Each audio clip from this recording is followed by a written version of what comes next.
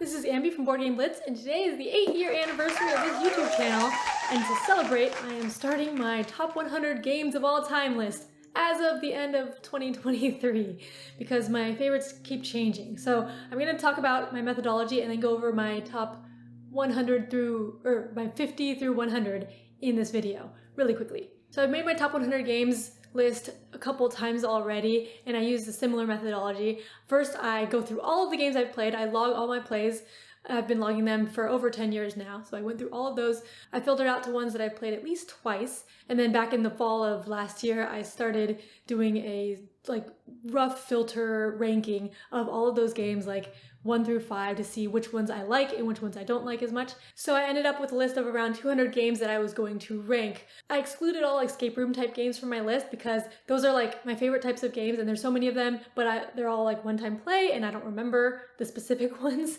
But all my favorite games are escape room games, so they would just be my whole list. But this time I ended up filtering to games that I've played 3 or more times for games that I had initially ranked 3 or more out of 5 stars, and then 2 or more plays of games that I ranked 4 or more out of 5 stars, because otherwise it was too many games. And I took those 200 or so games that I had filtered out and put them into the PubMeeple website, which has a board game ranking engine. Well, they have a ranking engine for lots of things now, but a lot of people use them for board games. Basically, it gives you 2 choices and you pick one, and you just keep doing that until they're all ranked. So I went through that. I actually streamed a couple of my sessions, and then I didn't actually change the order after it came out because I finished it and then looked through the list and it looked pretty decent. So I figured, okay, that's my top 100 list. But that is my top 100 as of the end of 2023, and it's also based on what I was thinking at the time I was ranking, because I'm very bad at picking favorites.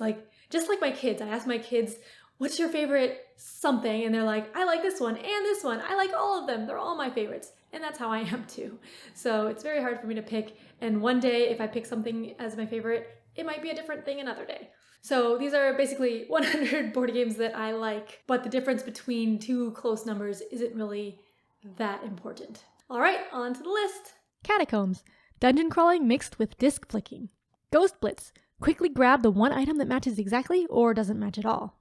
Kazuka, liar's dice with colored cards, but cooperative. 18 mechs, the train rush is slow until it's super fast. Word slam, like Pictionary, but using word cards to clue into the concept. Regicide, which is a review copy, challenging cooperative game you can play with a regular deck of cards. Black Sonata, a solo deduction and hidden movement that somehow works. Deep Sea Adventure, push your luck to dive down and get treasure before you run out of air.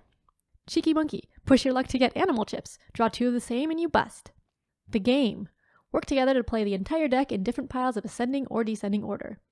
Transamerica, connect your cities before anyone else, but you all share track. Click Clack Lumberjack, like Jenga, but with an axe.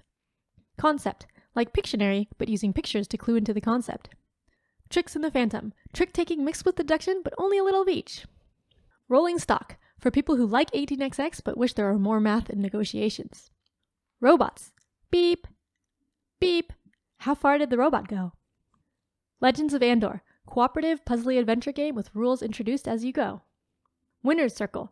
Horse racing betting where you choose which horses to move. 1860 Railways on the Isle of Wight. Insolvency, receivership, and bankruptcy. For corporations, not players. Also plays 2-player, but I haven't played in years. No thanks. A tense card game of trying to avoid the high cards, but taking them when the risk is worth it. Rush MD, your doctors working together to cure patients by completing minigames, all in real time. Container, a player-driven economy. Everything is done by transactions between players, and you all set your own prices.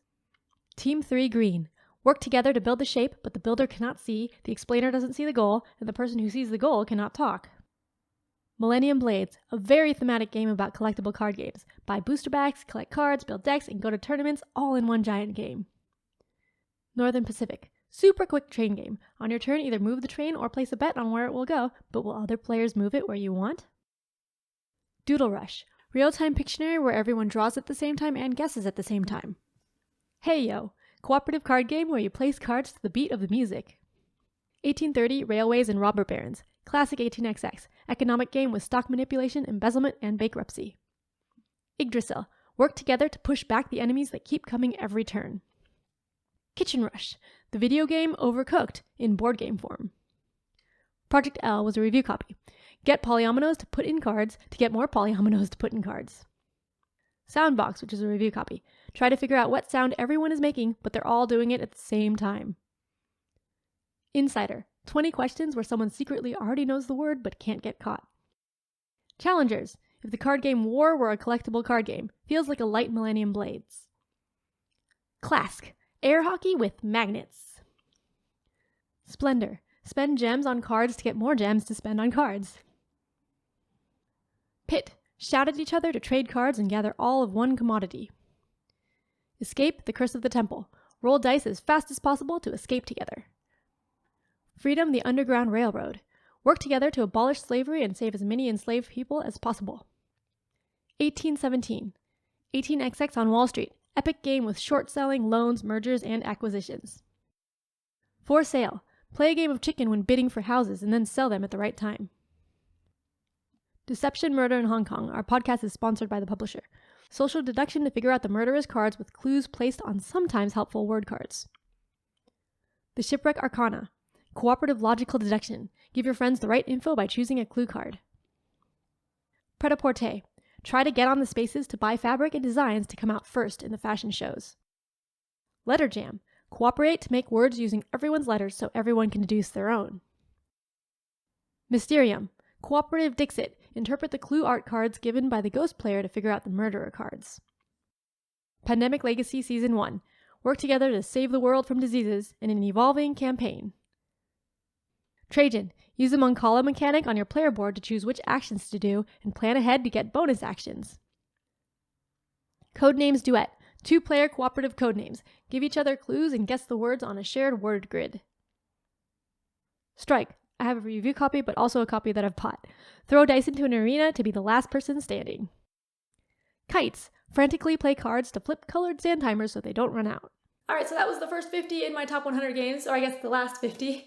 For the next ones, I'm going to start talking about them more in future videos. I'll have 10 at a time, like other people's top 100 lists. But I figured for the bottom 50, I would go through them quicker since people don't care about those as much. Anyway, I hope you enjoy. Subscribe and keep watching for more of my top 100 games. And you can watch other board game videos while you're waiting. Thanks for watching Board Game Blitz. Bye!